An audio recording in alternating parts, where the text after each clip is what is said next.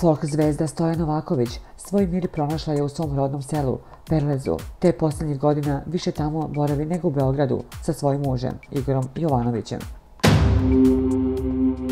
Stoja obožava svoj ranč u Perlezu, tamo uglavnom provodi vreme preko nedelje. Jedino ako ima neka snimanja, ona je u Beogradu. Vikendom putuje na nastupe.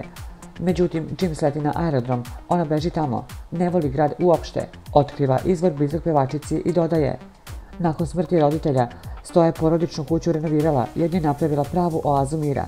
Stoja svoj ranč, koji od srpske prestonice udaljen svega 40 km, na otprilike pola puta između Beograda i Zrenjanina, ne voli da pokazuje u javnosti. Tek ponekad okači na društvene mreže po neku fotografiju, i to iz dvorišta, jer unutrašnjost kuće čuva samo za sebe. Stoja je tamo stvarno srećna i uvek nađe neku zanimaciju.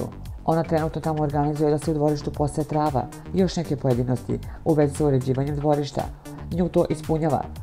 Najradije se u grad ne bi ni vraćala, ali mora zbog Igora, koji ne voli selo, kaže izvor. Kako saznajemo, Stoja ima u planu da se još nekoliko godina bavi estradom, a onda da ode u penziju i da scenu prepusti mladim muzičkim nadama.